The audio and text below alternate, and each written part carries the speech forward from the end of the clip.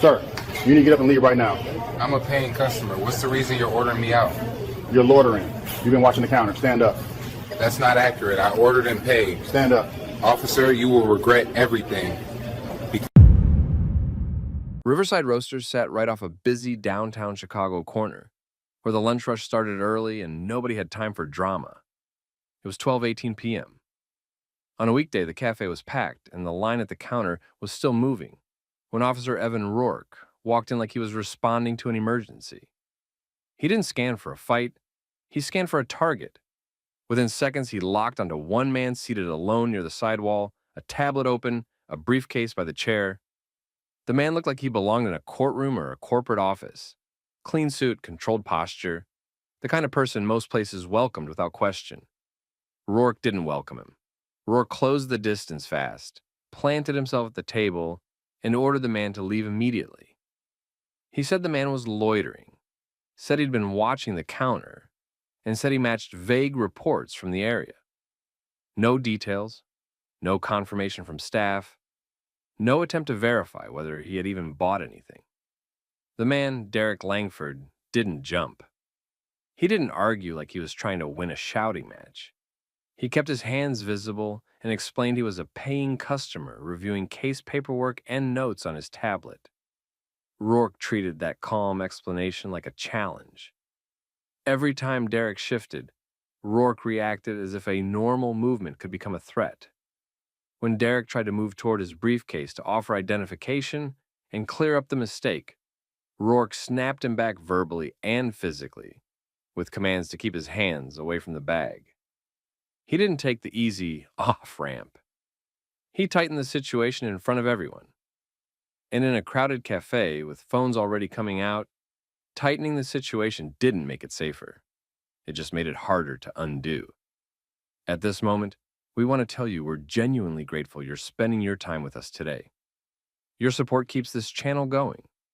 Drop where you're watching from, city, state, or country. And if you like stories where people stay composed, get things on record, and force accountability the smart way, hit like and subscribe so you don't miss what happens next. Now, rewind, because this didn't start with handcuffs. It started with a rookie officer looking for a win. Derek Langford had built a career around staying calm under pressure. He was a federal attorney in his 30s, well-dressed, organized, and methodical. That day, he wasn't out for attention. He was out for focus. Riverside Roasters was one of his regular spots when he needed to review documents outside the office without being pulled into meetings. He walked in, ordered, paid, and sat down like any other customer. He opened his tablet, pulled up case files, and started sorting notes into a clean sequence. He wasn't hovering near the register. He wasn't pacing. He wasn't watching employees. He was doing what half the room was doing, working.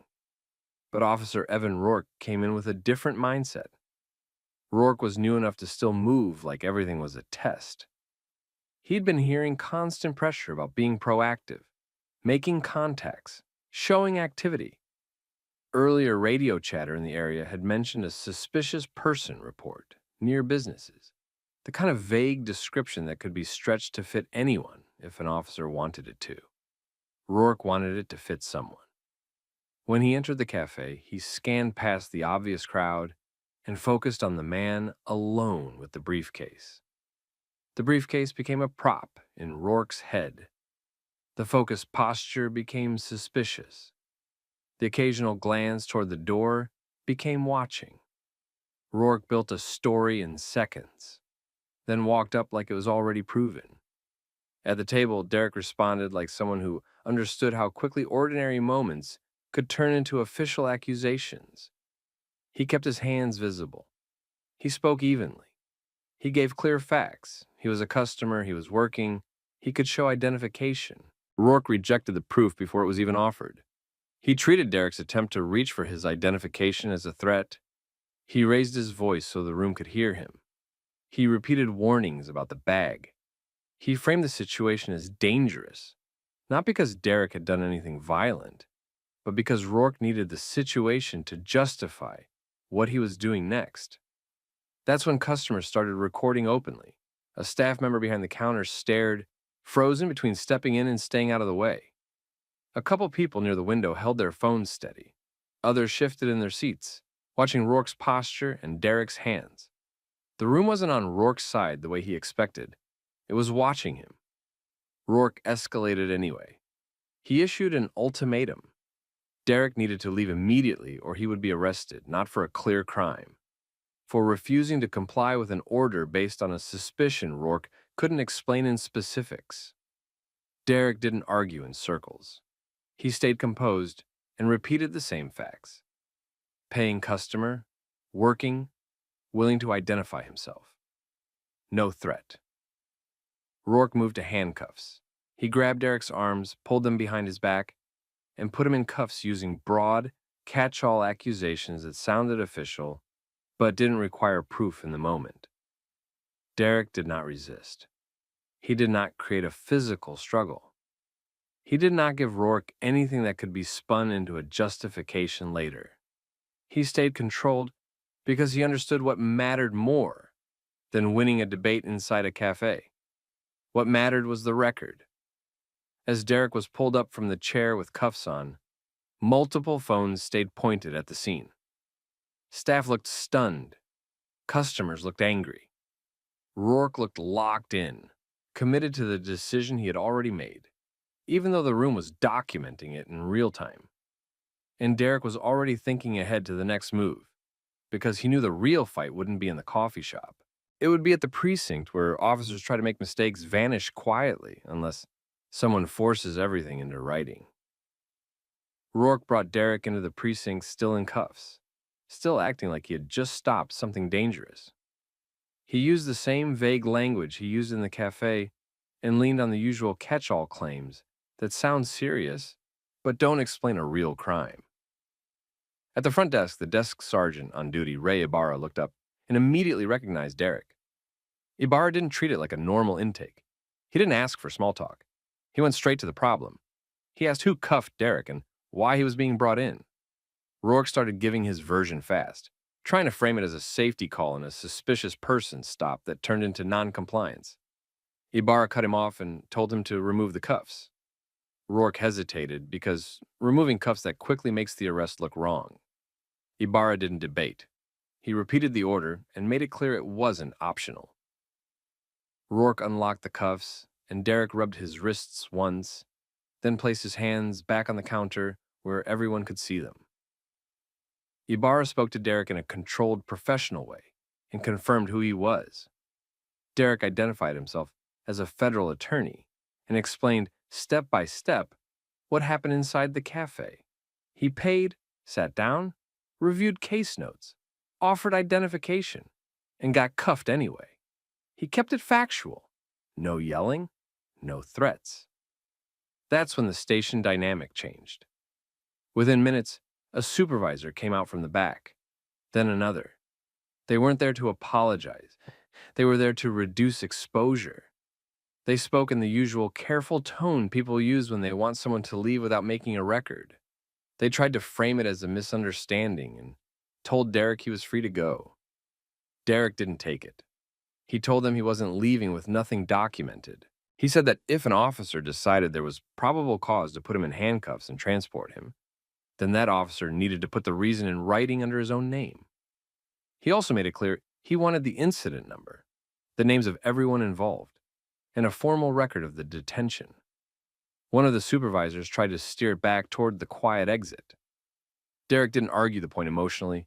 He explained the simple reality.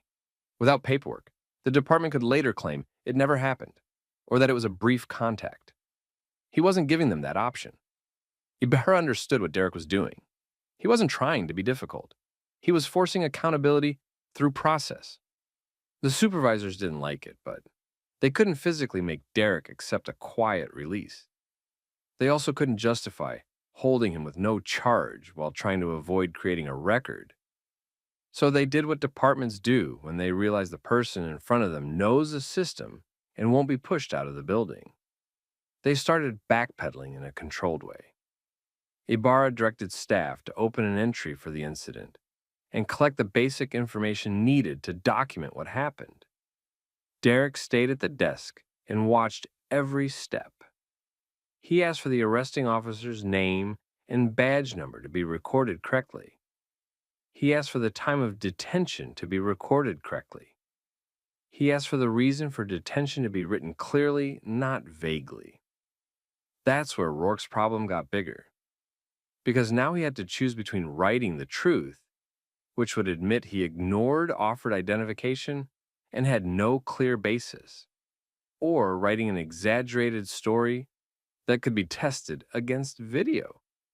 Rourke tried to stick to his original claims. He described Derek as suspicious, watching the counter, and reaching toward a bag in a way that made him fear for safety. He leaned on the kind of language rookies copy from training when they want their actions to look justified after the fact. Derek didn't interrupt with speeches. He did something more effective. He pointed out specific facts that would be easy to verify. He was a paying customer. Staff could confirm it, and multiple customers recorded the interaction from the moment the officer approached the table. He told them to preserve every body camera file and every dispatch log connected to the call. That made the supervisors tense because it meant they were now on notice.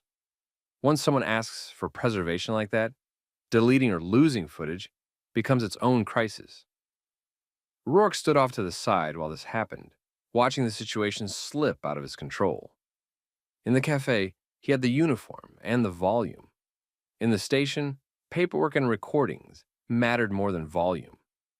After the documentation started, the supervisors tried one more move. They tried to keep it minimal. No booking, no fingerprints, no formal charges. Just enough to say something occurred, then send Derek out the door. Derek pushed back again calmly and insisted that if the department was claiming a lawful arrest, they needed to complete the steps that make it an arrest on record. If they weren't willing to do that, then they needed to document that he was detained and transported without charge, and provide him with the case number and the officer's information so he could pursue it through the complaint process. That forced a decision. They weren't going to book a federal attorney on garbage allegations that were already likely on camera. And they also couldn't pretend nothing happened. So they chose the least damaging option they could still defend. Document the incident, release him without charges, and try to move on before the story spread. Derek didn't let them control the ending. Before he left, he made sure he had what he came for: the incident information tied to the event, the names attached to it, and confirmation that footage would be preserved. He also made it clear he would be filing a formal complaint and requesting the records. Then he walked out of the precinct the same way he walked into the cafe earlier that day: controlled, organized, and not interested in a scene. But the scene was already out there. Because while supervisors were trying to contain the damage inside the station, the videos from Riverside Roasters were already being sent around. And by the time Derek got back to his car, people who didn't know him at all were already watching what happened and asking the same question: why did the officer refuse the easy proof and go straight to cuffs? By mid-afternoon, the cafe videos were already moving faster than the department could react. One clip showed the start: Rourke stepping in close, giving Derek an immediate leave order, and treating normal hand movement as a danger sign. Another clip caught the cuffing from a different angle and showed Derek staying still while people in the shop reacted. A third clip showed staff in the background looking confused because they knew Derek had paid and wasn't bothering anyone. Those recordings mattered because they showed timing. They showed Derek offering to clear it up. They showed the officer refusing that off-ramp. A customer posted the video to social media with a short caption about a man being handcuffed for sitting in a coffee shop. Within an hour, local accounts picked it up. Then local reporters started calling Riverside Roasters, asking if the staff would confirm Derek had purchased something. The staff didn't need to guess. The register system and the employees on shift could confirm it. That same day, a local station ran the footage and did what news does when video is clear. They looped it, slowed it down, and put an official department statement next to it. The department's first reaction wasn't accountability, it was containment. A spokesperson used careful language and said the incident was being reviewed. They avoided naming the officer. They avoided calling it an arrest. They used neutral terms like encounter, contact, and investigation. The point was to lower the temperature and prevent a headline that sounded like what it was: a paying customer taken out in cuffs on vague suspicion. But the problem was that Derek wasn't a random person who disappeared after release.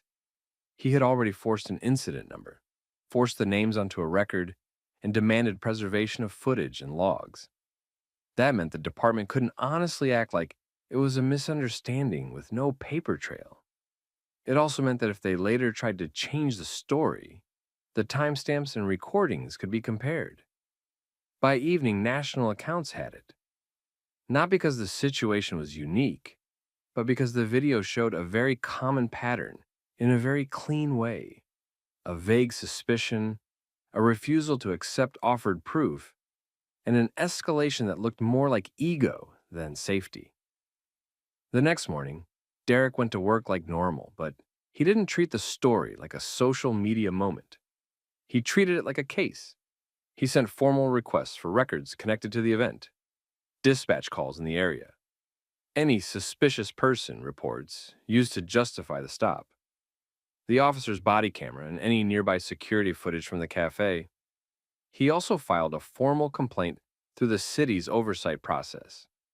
He didn't rely on one path. He used every path that created documents. At the same time, the department started its internal process in the way departments usually do when video is public: separate review, early memos, supervisors collecting statements, and an attempt to figure out what the officer claimed in writing before the narrative got away from them. Rourke wrote his version early. He leaned into safety language. He described Derek's movements in a way that made it sound like he had no choice. He put emphasis on the bag, the hands, and perceived threat cues. He used broad terms that are hard to disprove unless you have video. The department did have video, not just from the public. Now they also had the likelihood of their own camera footage and cafe security footage. That's where early reports become risky, because anything exaggerated can be checked frame by frame. By the end of that week, Derek's legal team had started building the federal case. Derek didn't need outside counsel to understand the basics, but he still brought in civil rights attorneys for focus and distance. The claims were clear and standard in these situations: unlawful detention, false arrest, and civil rights violations tied to a lack of reasonable cause and a refusal to accept available proof. The lawsuit also aimed higher than one officer, because the pattern behind the officer matters: training, supervision, and a culture that rewards stops without rewarding accuracy. The filing made it official, and the city's response shifted immediately. Once litigation is active, the goal becomes defense. Officials and union voices started framing the incident a safety call and a tough job situation. They used the usual talking points about split-second decisions, officer safety, and incomplete video context. But the public footage already showed context. It showed Derek seated. It showed Derek offering to clear it up. It showed the officer refusing. That didn't leave much room for a complicated explanation. Then another pressure point hit the department. The cafe staff and several customers were now identifiable witnesses, and reporters started interviewing them. Multiple people described the same sequence. Derek was quiet, he wasn't causing trouble, and the officer came in already set on removing him. This is where Derek's paper trail move paid off again, because while the department tried to treat it as a simple review, Derek's records requests and legal preservation demands meant the department had to account for body camera files, dispatch history, and written reports in a way that could later be examined under oath. This wasn't going to stay at the level of a press statement. Within 2 weeks, the story wasn't only about one rookie officer in one cafe. It became about why suspicious person calls were being handled with quick escalation, and why officers were rewarded for making contacts, not for making correct calls. Reporters started looking at complaint numbers, stop data, and how often vague reports were used to justify detention. And inside the department, supervisors weren't asking whether the incident looked bad anymore. They were asking what else it could expose. Because if Rourke's report didn't match video, that wasn't just a bad judgment call. That was a documentation problem. And once you have a documentation problem in a case with national attention, you get an internal affairs investigation that can't be smoothed over with a quiet release. By that point, Derek had already made his decision clear through his actions. He wasn't going away, and he wasn't letting the department control the narrative with vague language. The next stage was the one that decides careers, internal findings, what was said in early reporting, and whether the officer ignored proof and rewrote the story afterward. Internal affairs opened the case quickly, not because the department suddenly cared about Derek's experience, but because the video forced it. Once footage is public and the person detained has the knowledge and resources to push it, the department has to treat it as exposure risk. They pulled everything tied to Rourke's stop. They pulled dispatch logs to see what the actual vague reports were and whether they matched anything specific about Derek. They pulled Rourke's body camera. They pulled any available cafe footage. They also collected statements from the staff and witnesses who recorded from inside Riverside Roasters. Then they compared it all to what Rourke put in writing. That's where it collapsed. Rourke's report leaned on the usual defenses. He claimed Derek matched suspicious behavior, claimed he was watching the counter, claimed the briefcase movement made him fear for safety, and described Derek's behavior in a way that implied escalating risk. But the recordings and witness accounts showed the opposite pattern. Derek stayed seated, stayed calm, and offered identification early. The officer shut that down and escalated anyway. Internal affairs focused on 3 specific failures, because those are the ones that can't be explained away as judgment. 1, ignoring offered proof Derek offered to identify himself to resolve the stop. IA determined Rourke refused that option and treated normal movement towards identification as a threat, which made the escalation look chosen, not necessary. 2, exaggerating fear to justify force. Rourke described his fear as if it was based on clear danger cues. IA determined those cues were not supported by video, witness descriptions, or the timing of events. In other words, his fear was written to defend the outcome after the fact.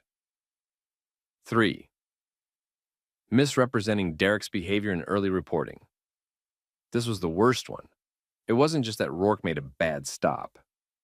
It was that his written description didn't match the available evidence. IA treated that as a credibility issue, because once an officer is caught reshaping facts in a report, the department can't trust his future reporting, and prosecutors can't rely on him as a witness. While IA did its work, the department tried to manage the outside story. They released limited statements about an ongoing review and avoided specifics. Union voices and sympathetic commentators tried the usual framing about safety and split-second decisions, but the department couldn't defend the paperwork against the recordings. Once IA finalized its findings, the department moved to termination. The official reason wasn't bad optics. It was conduct tied to escalation and reporting accuracy. Rourke's defenders could argue he was inexperienced. They couldn't argue the video was wrong, and they couldn't argue the report matched what happened. Rourke was fired.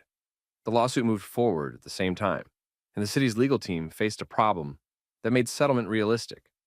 They had a public video, a paying customer, no charges, an IA finding that criticized the officer's actions and reporting, and a plaintiff who knew how to push discovery. If the case went deeper, it wasn't going to stay about one incident. It was going to pull training materials, supervision decisions, stop quotas, and stats-driven activity expectations into the open. That's why the city settled. The settlement landed at $2 million. It wasn't a feel-good number.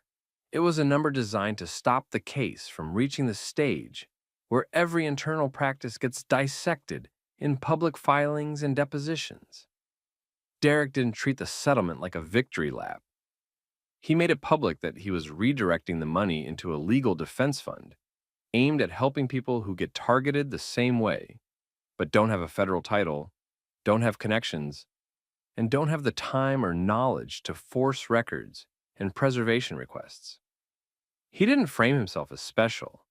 He framed the system as predictable and built a way to help others fight it. The department also made changes, not because it wanted to, but because the case forced them to show reform on paper. That included revised guidance on handling vague, suspicious person calls, additional training emphasis on accepting identification and de-escalating when proof is offered, and tighter review requirements when a stop results in cuffs without a charge. These changes weren't magic. They were damage control. But they were still changes that didn't exist before the video and the lawsuit. The story ended the way most of these stories don't. It ended with consequences. A rookie officer who thought a crowded cafe would make a target comply learned that cameras and documentation work both ways.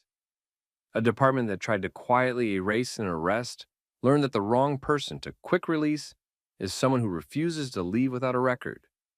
And people watching learned a practical lesson. Staying calm is important, but forcing a paper trail is what makes a system answer for itself. So here's the question for you. If you were Derek, would you have taken the quiet exit just to get home? Or would you have demanded the report and the incident number the way he did? Drop your thoughts in the comments. And if you've ever experienced something like this, whether at work, in a store, or in public, share what happened. It helps other people recognize the pattern faster. And if you want more real, grounded stories where accountability wins and people protect themselves the smart way, make sure you like this video, share it with someone who needs it, and subscribe so you don't miss the next one. Stand up, man. You're under arrest. Why? What happened? You're being detained. Stand up. Detained for what? What's the reason you're saying detained? I told you. Stand up. Right? If someone called, say what they said. If there's a complaint, tell me what it is. Man, you're making this hard. Show me your ID. No. I'm asking for a supervisor. What happens when a patrol officer tries to detain a calm black man in Bryant Park, demands ID, orders him to stand, and still won't say what call he's on or what crime he suspects? The answer isn't what you'd expect, because the cameras didn't just record a bad stop. They recorded a detention with no reason on the record. Quick check-in. Where are you watching from? Drop your city or state in the comments. And if you're here for stories where power gets challenged with facts and receipts, hit like and subscribe. It helps this channel push back on the nonsense. Now here's what happened. It was lunch hour at Bryant Park. Crowded, loud, benches full. People eating, working, passing through. Nothing about the scene looked urgent. Anthony Gaines sat on a bench like anyone else. Calm, hands visible. No argument with anyone. No disturbance, just sitting. Officer Kyle Mercer walked up and went straight to control mode.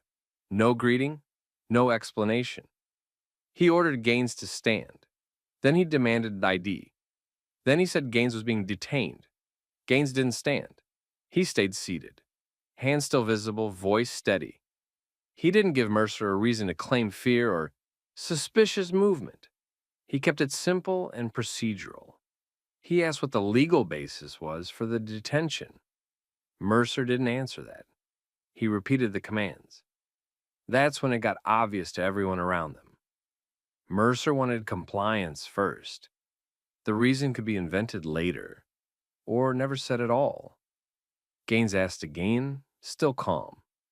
What crime was being investigated? What specific facts created reasonable suspicion? Was he free to leave or not? Mercer kept dodging. No mention of a dispatch call. No mention of a complaint. No mention of a description. No explanation. Just the detention label and louder orders. People started paying attention. At first, bystanders did the usual. Quick glance. Back to their food. Nobody wants a front row seat to police drama, but Mercer's approach didn't match the situation. It was aggressive without context. It looked like a stop that ran on attitude, not facts. One person pulled out a phone, then another, then a third. You could see the moment the crowd decided this needed witnesses. Mercer noticed the phones. His body language tightened. He leaned harder into authority. He repeated the stand order like it was the whole point of the interaction. Gaines still didn't move. He kept his tone flat and professional. He asked Mercer to state the reason out loud. On camera, he asked for Mercer's name and badge number. He asked for a supervisor. This mattered a lot, because when someone stays calm and asks basic legal questions, the officer has two options: give a reason, or escalate without one. And with phones up, escalation gets expensive. Mercer chose the third option people hate most. He kept pushing, but he kept refusing to say why.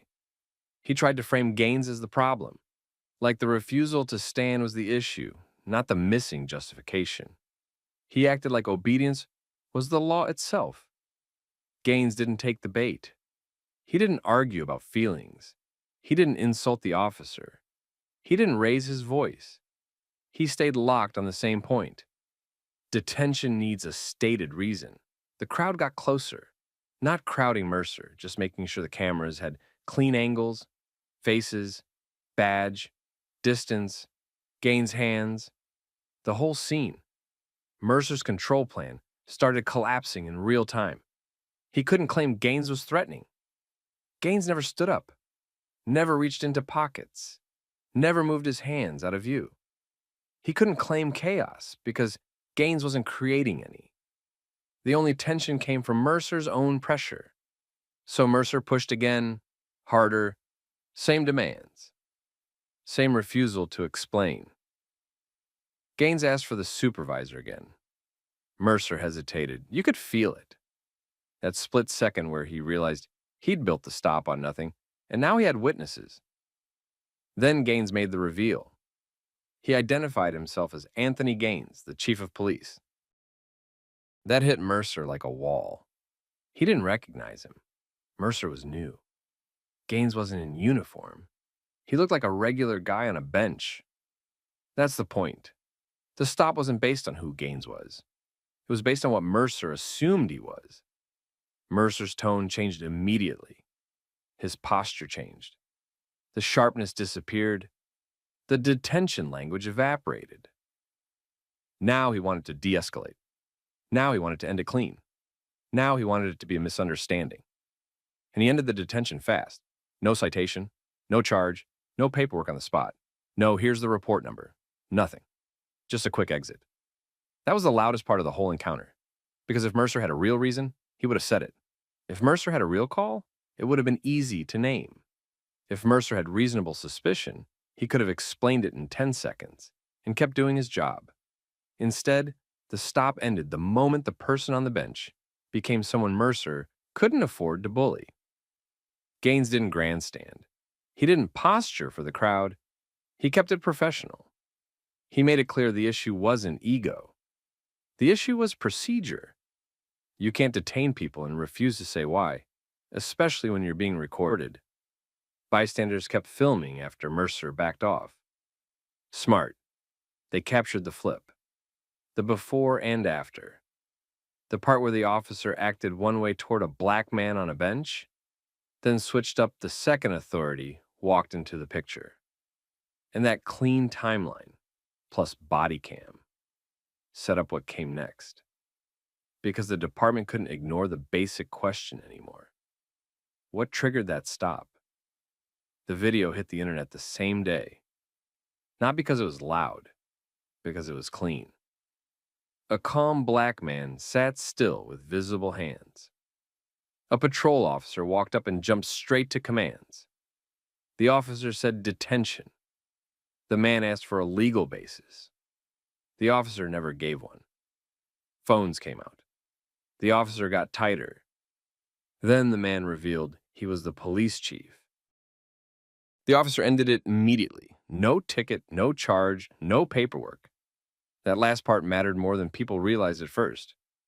No paperwork meant no official footprint. No footprint meant nobody could audit it later. That's how these encounters stay invisible. Except this time, the phones and the body cam made their own paperwork.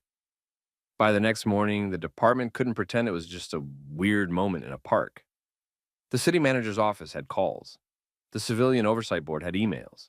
Local reporters requested records. People wanted two simple things: the dispatch trigger and the stop report. The first review happened fast. It always does when the person involved sits at the top of the chain. Chief Gaines didn't run it like revenge. He ran it like a test. He ordered a standard internal review like any complaint would trigger. Bodycam, CAD logs, radio traffic, supervisor notifications, paper trail, everything. And right away, something didn't line up. Investigators pulled Mercer's body cam footage and synced it with the time of day. Then they pulled the computer-aided dispatch logs for that area during that window. They also checked radio traffic and any unit-to-unit messages. No call matched, no complaint matched, no dispatch assignment matched. That didn't automatically mean Mercer had no reason. Officers can do proactive policing. They can do welfare checks. They can respond to something flagged by another unit. They can observe a specific violation. But if that's the case, they usually say it because they need it on the record. Mercer didn't. So the team went to the second thing: documentation. If Mercer truly detained Gaines, that wasn't a casual conversation. Detention triggers reporting requirements in most departments. Stop forms, field interview cards, at minimum, a log entry. Something that shows who got stopped and why. They searched the system. Nothing. No stop report under Gaines's name. No field interview entry. No memo. No supervisor note. No entry that even suggested Mercer had made contact and declared detention. That was the moment the review stopped being about one bad interaction and started being about process abuse. Because here's the trick with these stops. An officer can create a detention in real life, then delete it afterward by simply not documenting it. The person lived it, and the public saw it, but the department's databases act like it never happened. That's why this one blew up. It was a detention that tried to leave no trace, except the trace was already on the internet. The oversight team widened the scope. They didn't start with bias as a conclusion. They started with a question: was Mercer skipping stop documentation as a habit? So they pulled Mercer's activity history, not just arrests, not just tickets. They looked at body cam activation patterns, GPS pings, and the gaps between calls. They found a repeating shape. Mercer had lots of short contacts that didn't turn into citations, arrests, or reports. That's not automatically wrong. Most police contacts don't end in enforcement, but the pattern got weird when they paired it with body cam. They saw Mercer initiating contact, giving commands, pushing for ID, sometimes using detention language, then ending the interaction with nothing written down. Then they noticed another thing. The stops ended faster when a bystander filmed, or when the person being stopped knew how to ask the right questions without getting emotional. That wasn't proof by itself, but it was a flag, a big one. So investigators sampled more footage. Different days, different neighborhoods. Similar approach. They also compared the demographics from the few contacts that did get documented versus the contacts that didn't. The department had enough data to see the imbalance even with missing reports. The imbalance pointed in one direction. More black people showed up in the undocumented contact footage than in Mercer's official stop data. That meant the reporting system wasn't just incomplete, it was misleading. The oversight team brought supervisors into the room next. They asked basic questions. Who trained Mercer? Who signed off on his field activity? Who reviewed his body cam? Who was checking for stop reports? Who was auditing detain and release encounters? Supervisors gave the usual answers. They said they trusted officers to use discretion. They said they couldn't watch every minute of footage. They said paperwork focused on arrests and citations. That explanation didn't hold up once the team laid the timeline out. Mercer declared detention in public with no stated basis, then produced no documentation. That wasn't a paperwork issue. That was a legal exposure issue. Detentions require a reason. If he couldn't name it, he shouldn't have done it. If he did it, he had to document it. The department placed Mercer on administrative leave while the investigation continued. That step wasn't optional. The case had Bodycam. It had multiple public recordings. It had a missing dispatch trigger. It had a missing stop report. It had a pattern forming behind it. Then the older complaints started coming back. Once people saw Mercer's name in the news coverage, past complainants recognized it. Some had stopped filing because nothing happened the first time. Others had never filed because they assumed it would be pointless. Now they had a reason to try again. The oversight unit reopened files that had been closed as unfounded or inconclusive. They pulled footage tied to dates people had listed. They checked whether stop reports existed. They checked if the reasons on paper matched what Mercer said on camera. And the same problem kept showing up. Vague justifications spoken loosely in the moment, then no documentation, or documentation that didn't match the body cam. By the end of the second week, the department had more than a viral video. They had a stack of incidents that all relied on the same tactic. Control first, explanation later, paperwork never. And that's when the case moved from internal embarrassment to formal accountability. Once the oversight team had the Bryant Park footage synced with body cam and dispatch logs, they stopped treating it like a PR issue. They treated it like a compliance failure with a human face. They built the timeline the boring way, minute by minute. They matched Mercer's body cam timestamps to the CAD system. They checked radio traffic. They pulled supervisor logs. They looked for any trigger that could justify Mercer walking up and declaring detention. They found none. No dispatch call. No be on the lookout. No complaint. No park security request. Nothing that explained why Mercer picked that bench and went straight to stand-up Idaho detained. Then, they stacked the older encounters next to it. Same pattern kept showing up. Mercer approached. He controlled the pace. He demanded ID early. He used detention language loosely. He avoided naming a specific violation. He ended the contact abruptly when someone filmed, or when the person stayed calm and asked for the legal basis. The missing paperwork connected everything. Investigators didn't just accuse him of bias. They proved the operational trick. Mercer created real-world detentions and then erased them from the system by not documenting them. That meant supervisors couldn't review what they couldn't see. It also meant the department's public-facing stop data stayed clean while people still got stopped. And that's exactly why the case survived review. Because it wasn't opinion. It was records. Or the lack of them. The department put Mercer through the formal process. Not a quick firing to satisfy the internet. They gave him a chance to explain. They gave him representation. They held hearings. They compared his statements to the video. They compared his reasons to what he actually said in the moment. He couldn't square it. If he claimed he had reasonable suspicion, the footage didn't show him naming it. If he claimed he acted on a call, the dispatch system didn't back him up. If he claimed it was a simple conversation, his own body cam caught him calling it a detention and issuing orders. That's the corner he backed himself into. Cameras don't care about excuses made later. The reopened complaints made it worse. People came forward with dates, locations, and the same story structure. Mercer rolled up, got demanding fast, then left without writing anything down. Some complainants had names of witnesses. Some had partial recordings. Some had nothing except a memory and a time window.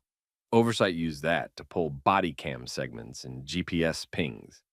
They didn't need every complainant to have video. They just needed enough examples to show it wasn't an accident. They got enough. The department kept Mercer on leave while they finished the review. Then, they terminated him after the evidence held up through the final decision process. That outcome didn't happen because the man on the bench turned out to be the chief. It happened because Mercer created a clean record of himself, doing the thing he wasn't supposed to do, and he did it in the worst possible place, in public, in daylight, during lunch hour, with 10 phones pointed at him. Chief Gaines handled the aftermath carefully. He didn't act like the hero. He didn't tour the news stations. He didn't turn it into a victory lap. He treated it like what it was, proof that the department had a blind spot, big enough for one officer to hide a pattern inside it. So they tightened the system. They changed the detention documentation rules so officers couldn't play games with language. If an officer restricted someone's movement, even briefly, it triggered a required entry. No entry meant a problem. They added supervisory checks. If an officer initiated multiple stops with no documentation, supervisors had to review Bodycam and explain why the stop reports were missing. They built audits into the workflow. Not random once a year, regular, predictable. Enough that officers knew the department would actually look. They clarified the standard for asking for ID. Not every contact justified it. They trained officers to state the reason early and clearly, not after the fact. They reinforced body cam expectations. If an officer started a contact and the camera wasn't running, that became its own issue. No more selective recording, and they made sure the oversight unit got automatic access to certain triggers. Repeated short stops with no paperwork. Repeated contacts ending right after bystanders started filming. Those patterns went to review without needing a viral video to force it. That's the part people don't talk about enough. Terminating one officer doesn't fix the system. Closing the loophole does. A few months later, Bryant Park stayed Bryant Park. Busy lunches, people on benches, tourists with maps, normal life. But inside the department, that one bench stop changed how detentions got tracked. It forced the agency to admit something uncomfortable. If you don't require documentation, you don't have accountability. You have vibes and excuses. And if you're watching this thinking it couldn't happen to you, ask yourself something simple. If a cop can't clearly say why you're being detained, how long do you think they'll keep trying anyway if nobody's recording? Drop your thoughts in the comments. Would you have stayed seated like Gaines did, hands visible, calm, procedural? Or would you have stood up just to make it end faster? Share this with someone who needs it. And if you want more real-world accountability stories told straight, hit subscribe and stick around. All right, gentlemen, what's going on? I need to see your IDs. What's the call for? We got a call about two guys hanging around out here. That's why I'm talking to you. Okay. What is suspicious about just standing in the parking lot? Stop with the legal talk. Do you have ID or not? Yes, but there's no legal reason I'm providing it. What happens when two undercover detectives stage in a shopping plaza parking lot for an active operation and uniformed patrol shows up, demanding IDs like they've caught suspects in the act? The answer isn't what most people think. Because the cameras didn't just capture a tense stop. They captured officers trying to build a detention out of nothing. And they did it in public. Quick check-in. Where are you watching from today? Country, state, whatever. Drop it in the comments. And if you watch stories where power gets challenged with facts, hit like and subscribe because this one shows how fast a simple call turns into real damage. Now rewind. It was mid-morning at a busy shopping plaza. Not rush hour, not dead either. People drifted in and out, coffee cups, grocery bags, a delivery truck backing up and beeping like it owned the place. And in the middle of that normal noise, two undercover detectives used the parking lot as a staging point. Jordan Price and Cameron Reed weren't shopping. They weren't loitering for fun. They were working. They stayed on foot, not sitting in a car, because the sightlines mattered. Entrances mattered. Timing mattered. They needed angles. They needed to watch who came out of which doorway and how long someone lingered before moving. Their team had a synchronized approach plan. Not sloppy, not rushed, tight. But to anyone who didn't know what they were doing, it looked like two men staying in the same area longer than most shoppers would. And that's all it took. A plaza employee noticed them and decided it felt wrong. Not illegal, not threatening, just wrong. The employee didn't walk over and ask if they needed help. Didn't check if they worked there. Didn't get a manager. Just called police with a vague report that two men had been hanging around the lot too long. That kind of call shouldn't be a big deal. Not by itself. It's a check-in call at most. But Officer Dylan Mercer didn't treat it that way. He arrived like he expected a crime in progress. He brought his partner, Officer Paige Nolan, and both of them moved with that stiff posture cops get when they've already decided what they're looking at. They locked eyes on Jordan and Cameron fast. No greeting, no calm questions, no basic explanation. They went straight to control. Mercer demanded identification right away and acted like refusal meant guilt. Nolan backed him up and held position like they were containing a threat. Jordan and Cameron didn't get loud. They didn't get disrespectful. They stayed calm and did what trained people do when the situation starts sliding into nonsense. They asked for specifics. They asked what crime the officers believed had happened. They asked what facts created suspicion. They asked the one question that forces clarity. Were they detained or free to go? Mercer didn't answer cleanly. He just kept pushing the ID demand and tightening the situation. Nolan followed his lead, repeating the same command, same tone, same pressure. And right there, you could see the whole problem. A vague call comes in. No allegation of theft, no weapon, no trespass notice, no threats, no report of an assault. Nothing. Just a feeling that two men stayed too long. That's not a lawful detention by itself. That's not reasonable suspicion. That's not even close. But Mercer acted like it was enough. He kept them in the open, in the middle of the lot, not off to the side, not a quick conversation. He held the line and made it a scene. Minutes started stacking up, and every minute mattered. Jordan and Cameron's operation depended on the plaza staying boring. The target needed to keep thinking everything was normal. No uniforms, no flashing lights, no cluster of people watching, no tension in the air. But now the environment changed. Shoppers noticed two officers posted up on two men. People slowed down, heads turned. Phones came out. That's how it always goes. Someone sees the posture, the stance, the tone, and they know it's not just a friendly chat. So they film. Not because they're activists, because they don't trust what happens when nobody records it. Jordan and Cameron stayed controlled anyway. They didn't try to walk off and create an excuse for escalation. They didn't argue in circles. They kept pressing the same clean questions over and over because those questions expose whether the stop has any real foundation. Mercer still refused to give a clear legal reason.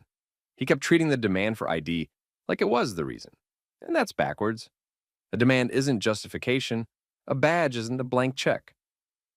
Cameron scanned the plaza the way he couldn't help doing. He tracked entrances with his eyes. He watched movement patterns.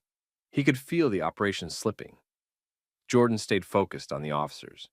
He watched Mercer's face every time he asked for the facts.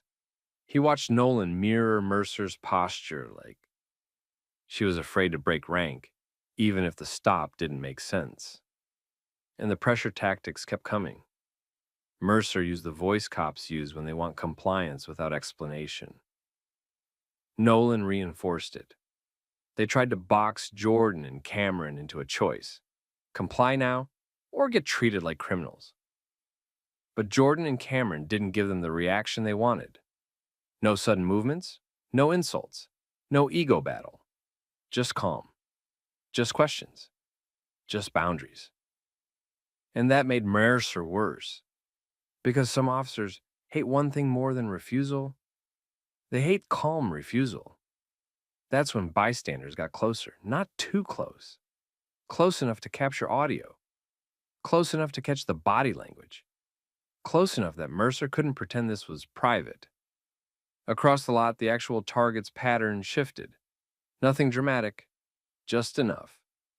A pause, a glance, a change in route.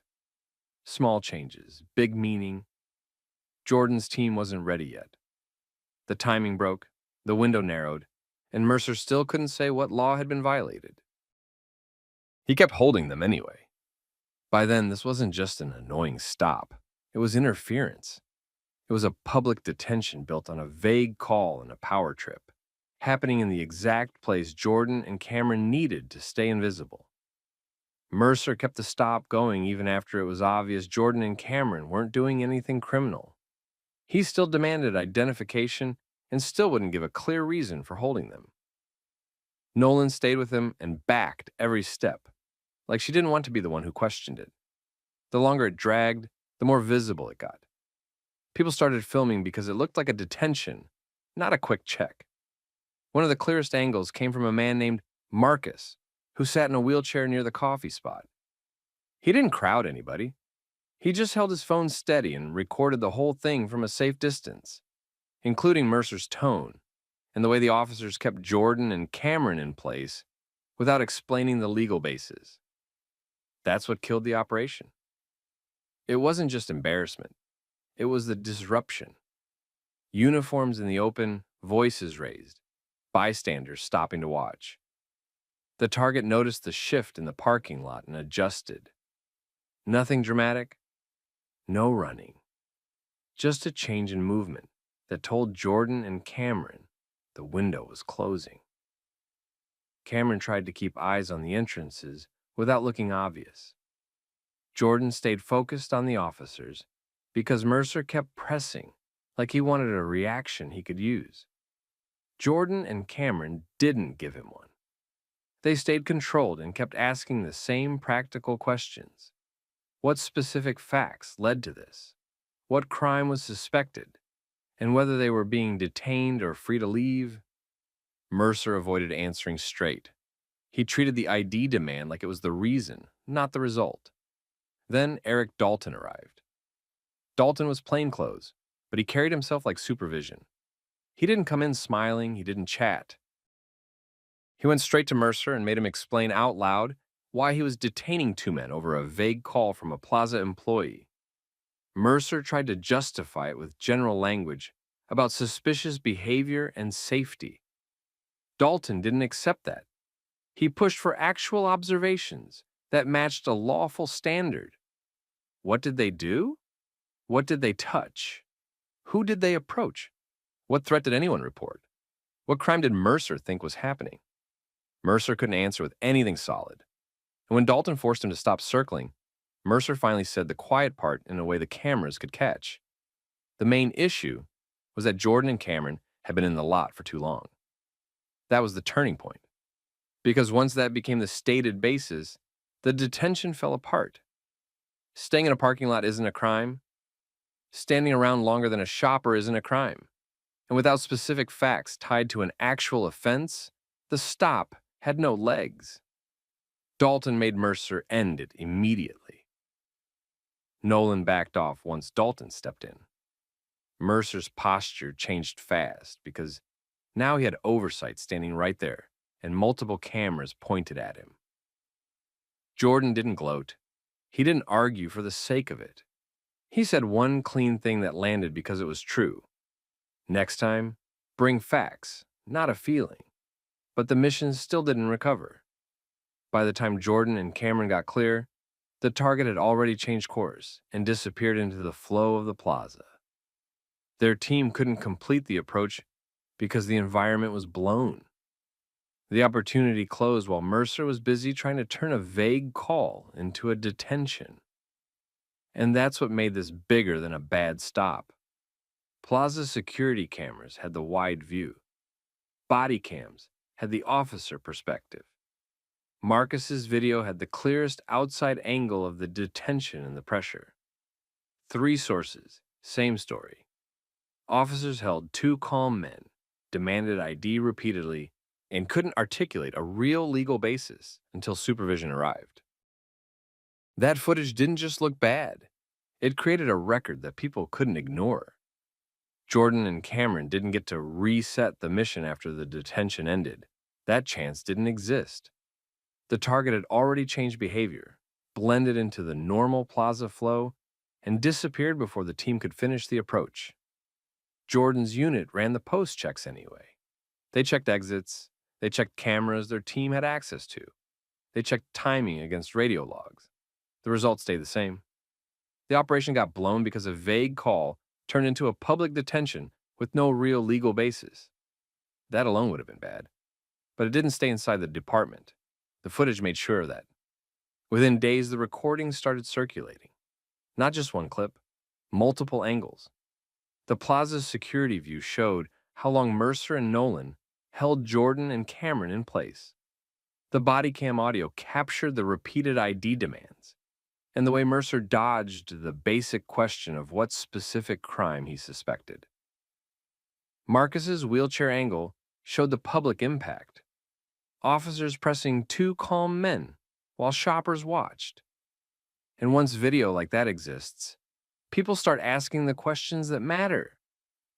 Who called this in, and what did they actually report? Why did the officers treat it like a crime in progress with no described crime? Why didn't they clearly state whether it was a voluntary contact or detention? Why did it take a plainclothes supervisor showing up for anyone to start talking about actual legal standards? Internal leadership couldn't brush it off as just a misunderstanding. The mission was real, the interference was real, and the record was too clean. Then it escalated again for a separate reason. The operation had federal coordination connected to it. That detail didn't hit the public right away, but it hit the right desks fast. Once the stop got flagged as interference with federal work, the review stopped being optional. Investigators requested everything. Plaza security footage, full body cam files, dispatch audio, CAD notes, unit arrival times, supervisor communications, any prior calls from that Plaza employee, any pattern of similar lingering stops by Mercer and Nolan. They didn't just look at the moment. They looked at behavior. And Mercer's problem was simple. He couldn't articulate reasonable suspicion beyond. They were there too long. That sounded weak on the street, and it sounded worse on paper. Nolan didn't escape it either. She reinforced the detention. She didn't correct it. She didn't step in to narrow it. She stayed aligned with Mercer's decisions, and the cameras caught that too. The department tried to contain it at first. Standard move, quiet review, quiet meetings, quiet statements. That didn't work. Because the case wasn't just about optics. It was about unlawful detention and mistreatment under color of authority, plus operational interference. The facts didn't support the officers. The evidence didn't leave room for creative storytelling. The city suspended both officers while the investigation ran. Mercer tried to defend the stop as proactive policing. Nolan tried to frame it as following procedure. Investigators kept dragging it back to the same question. What specific facts justified detaining two men who were not committing any reported crime? They never produced a clean answer. And once that happened, the next steps were predictable. Mercer lost his job. Nolan lost hers too. The department couldn't keep them after the footage and the findings, not without admitting that this was normal practice. They didn't want to admit that. Jordan and Cameron didn't treat the firings like a victory. They treated them like a consequence. They still had to explain to their own chain of command why the mission failed. They still had to document how the stop disrupted timing and changed the environment. They still had to sit in meetings where people pretended it was all unfortunate instead of avoidable. Then came the lawsuit, not a small one. The city faced real exposure because the detention happened in public, lacked articulable reasonable suspicion, and got backed up by multiple recordings. The claim didn't hinge on one person's memory. It hinged on video and audio. The city didn't want a trial with those clips playing on a screen for a week. So it ended in a $5 million outcome, tied to the unlawful detention and mistreatment, plus the damage caused by the interference. The payout hit budgets. It hit reputations. It forced the city to choose between denial and reform. They chose reform, but only after it cost them. Policy changes rolled out after that. Dispatch updated how they handled vague, suspicious person calls. Officers now had to document specific observed behavior before turning a contact into a detention. Supervisors got clearer authority and responsibility to end weak stops early, not after they'd already created a mess. Bodycam review rules tightened.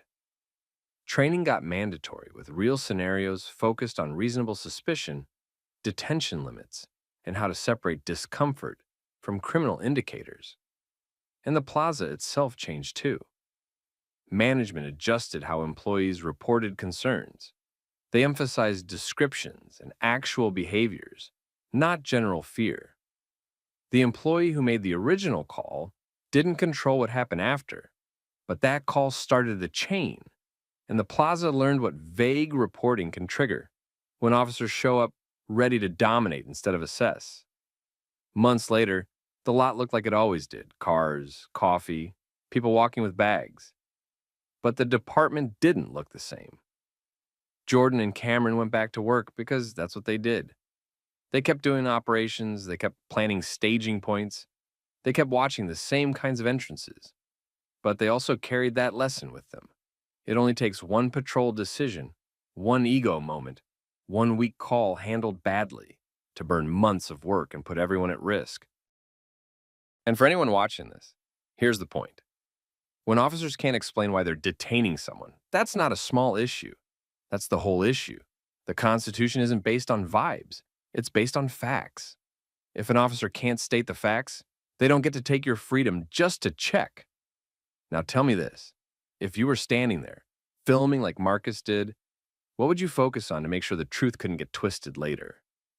And if you've ever been stopped on a vague excuse, did the officer actually explain the reason? Or did they just repeat commands until you gave up? Drop your thoughts in the comments. Share this with someone who thinks it's no big deal to hold people for nothing. And subscribe if you want more real, grounded stories where accountability actually shows up. Receipt. You need to show me your receipt before you leave. No, I paid. I'm leaving. You're not walking out without showing it. What's going on here? Refusing a receipt check isn't theft. Check your register. Just show the receipt and we're done. I'm not required to. What happened when a black FBI agent tried to leave an electronics store like any other customer, and a loss prevention worker decided a receipt check was something he could enforce with his body? The outcome surprised people for one reason. The cameras didn't just capture a messy misunderstanding. They captured choices that crossed legal lines. Quick question before the story rolls back. Where are you watching from?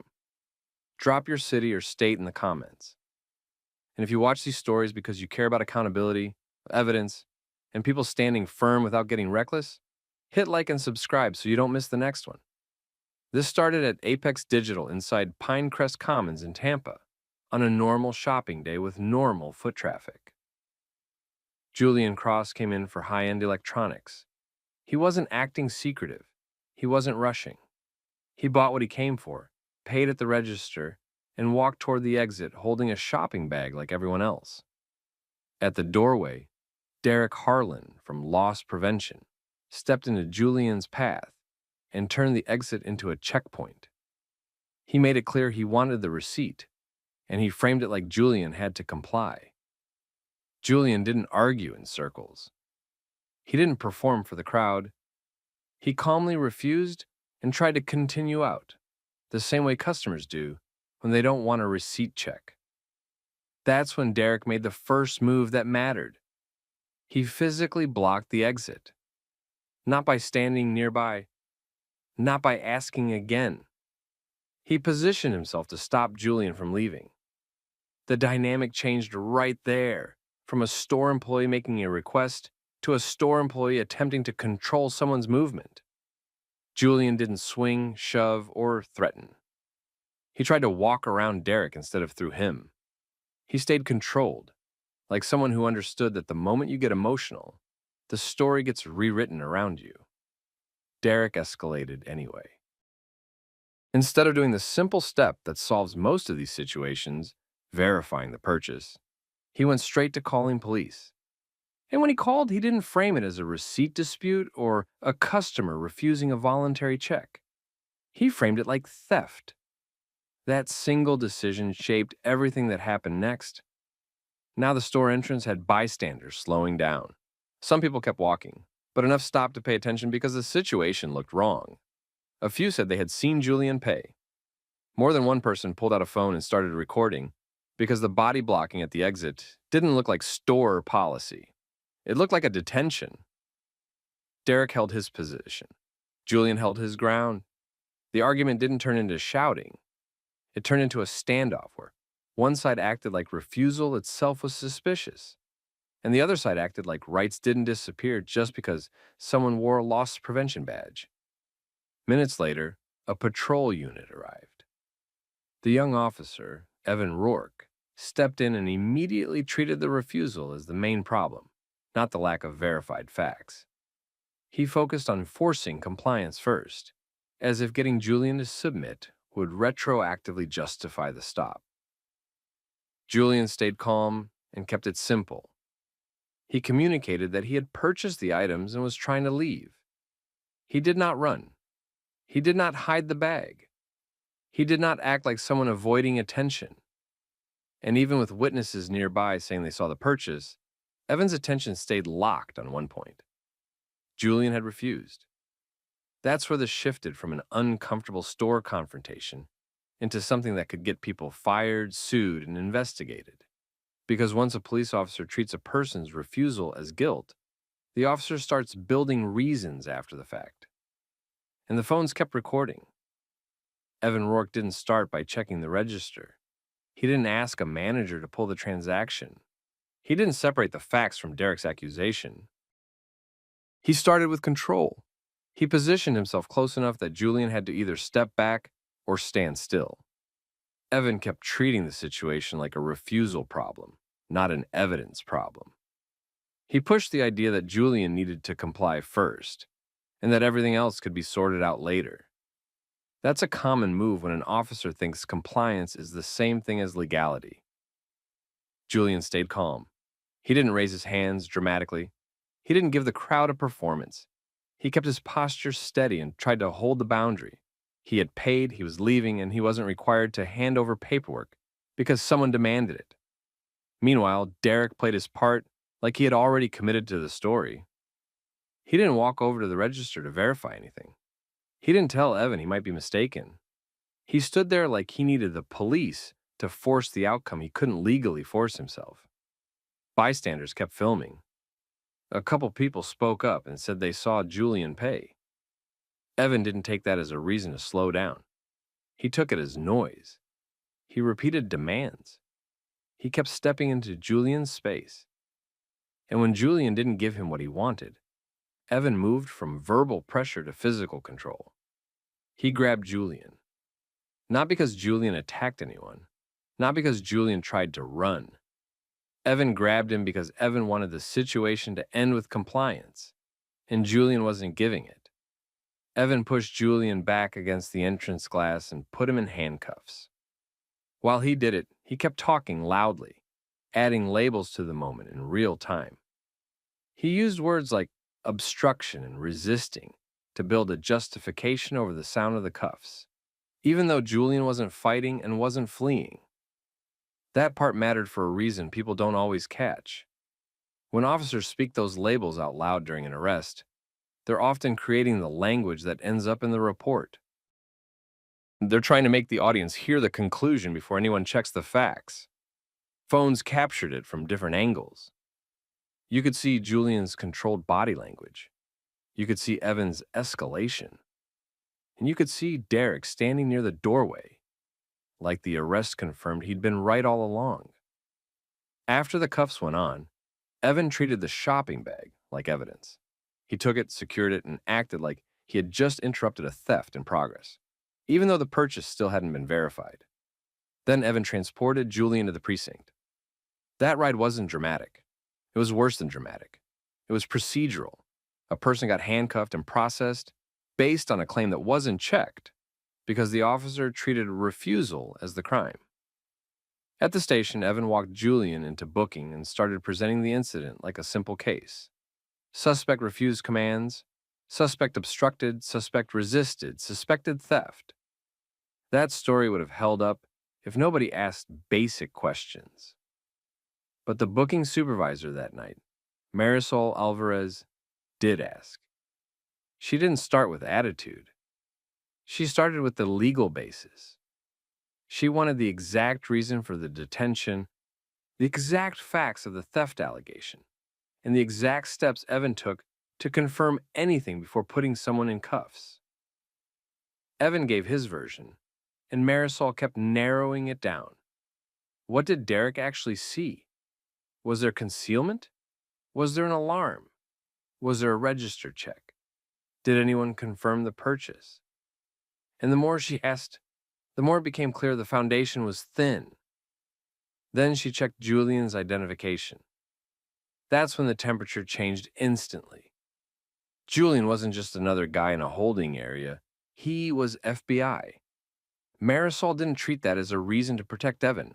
She treated it as a reason to protect the integrity of the department before it got crushed by evidence. She ordered the handcuffs removed immediately. And she initiated preservation steps on the spot. Body cam footage, dispatch audio, and any store video that could be obtained, because she understood something Evan didn't. Once the footage exists, you don't get to rewrite what happened. Marisol Alvarez didn't treat the FBI ID like a get-out-of-jail card. She treated it like a risk signal. If the stop was weak, and if force was used to cover the weakness, the department was about to get exposed. She separated Julian from Evan's control immediately. She had the cuffs removed, logged the time, and made sure the property was handled correctly. Then she went back to Evan and did what should have happened at the store entrance. She demanded a clean timeline and actual theft facts. Evan kept leaning on refusal and non-compliance, as if that was the offense. Marisol didn't accept that as a legal basis. She asked who verified the purchase. She asked whether a manager confirmed a missing payment. She asked whether any alarm triggered. She asked whether anyone watched Julian conceal items or bypass a register. Evan didn't have those answers. At that point, Marisol moved into preservation mode. She flagged the incident for body cam retention, requested dispatch audio, and pushed for store video to be secured before it could go missing. She also documented Derek's role and the specific detail that mattered most. The store employee had blocked the exit before any theft confirmation existed. Then the watch commander, Connor Bennett, got pulled in. Bennett's first instinct was containment. He wanted it framed as a simple misunderstanding at a retail store. The kind of thing that gets smoothed over with a quiet release and a short note in the system. He tried to steer the conversation toward resolution without consequence. He focused on how quickly things could be cleared up if everyone stayed calm and didn't escalate it beyond the building. Julian didn't take the bait. He stayed composed, but he made his position clear through actions, not speeches. He requested the incident number. He requested the names and badge numbers involved. He asked for confirmation that all video sources were preserved. He asked what legal basis Evan had used to detain and handcuff him, and how that basis would be reflected in the report. He also made calls, not angry calls, structured calls, the kind of calls that trigger oversight automatically because they create a second record outside local control. He contacted his chain, and he made sure the department understood this wasn't a private inconvenience. It was a public accountability issue. Bennett tried to keep Julian inside the "we'll handle it internally" lane. Julian refused that framing. He didn't threaten anyone. He didn't brag about his job. He didn't ask for special treatment. He pushed for the same thing any person should get, but often doesn't. The truth recorded accurately, the evidence preserved, and the process reviewed by people who weren't involved. That decision forced the department to shift gears. Because once evidence holds, the story can't be adjusted to fit the report. Before the night shift even ended, word started spreading in small ways. A bystander posted a clip showing the handcuffing. Another post showed Derek blocking the exit. Another showed Evan pushing the situation from "check the receipt" to "arrest." The angles didn't match each other perfectly, which made them more believable, not less. By morning, it was viral. Multiple clips, multiple witnesses, multiple timestamps. People could see Julian's body language. They could see that he wasn't fighting or running. They could hear Evan adding labels while applying cuffs. They could see the shopping bag being treated like evidence, even though no one had verified a theft. That's when the department lost the option to control the narrative. Any statement that leaned too hard on suspected theft or resisted would be compared directly to video. And video doesn't care about pride, rank, or traditions. Internal affairs got involved fast, not because the department suddenly became brave, but because the case had an obvious failure point. There were clear questions about probable cause and unnecessary force, and the public already had the receipts in the form of footage. Evan was placed on administrative leave pending investigation. That wasn't a conclusion, it was a pressure release valve. The department needed time because the video created exposure on multiple fronts: wrongful detention, excessive force, and report accuracy. And the spotlight didn't stop at the badge. People started asking why a store employee thought he could block an exit. They asked what Apex Digital trained loss prevention to do. They asked whether this was routine and just rarely filmed. They asked why police were being called as an enforcement tool before anyone verified a purchase.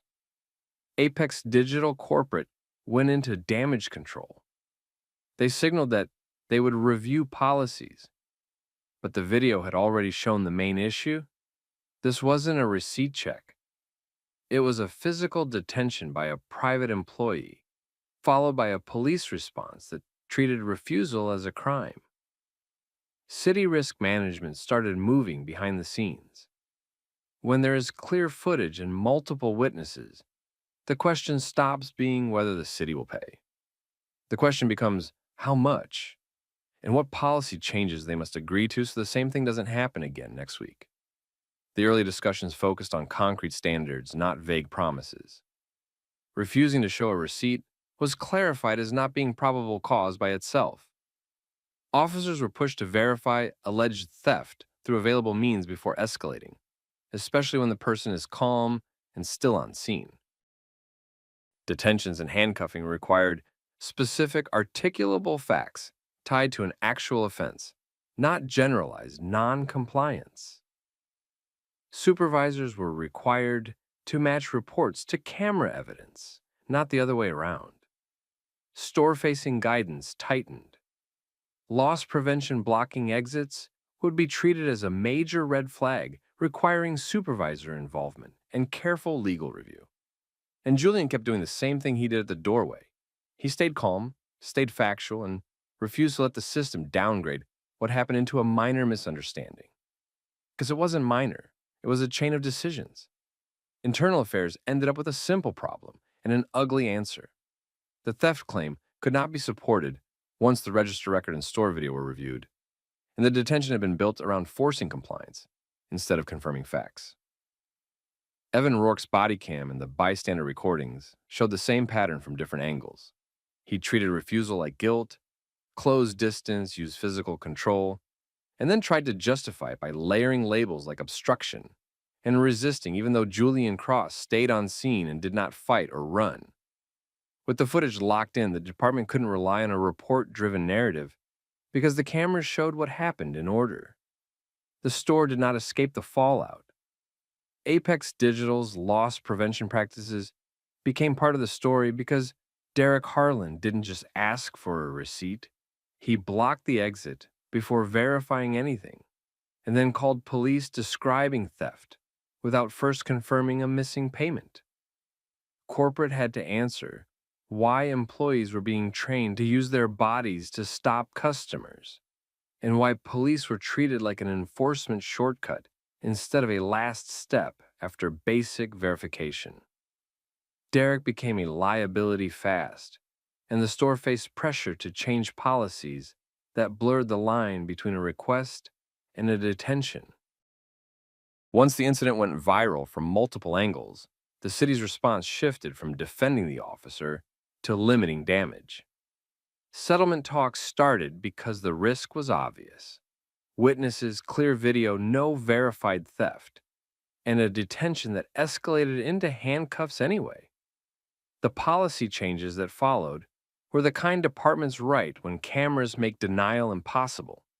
Refusing a receipt check was clarified as not creating probable cause by itself. Officers were pushed to verify theft claims through available means before escalating, and handcuffing standards were tightened so non-compliance alone could not be used as a shortcut to control. Supervisors were also put on notice that reports had to match video evidence, not the other way around. Julian treated the outcome as accountability, not personal revenge. He focused on documentation, chain of custody, and oversight, because those are the only tools that work when someone tries to turn a boundary into a crime. He also made sure the lesson didn't stay inside the building.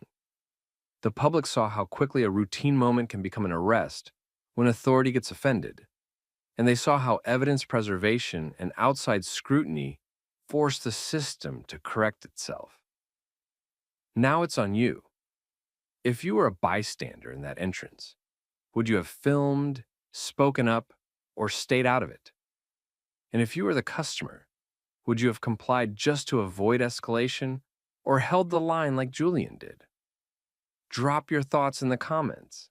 Share this with someone who thinks receipt refusal equals guilt. And subscribe if you want more stories where the truth wins, because the cameras and the paper trail don't lie.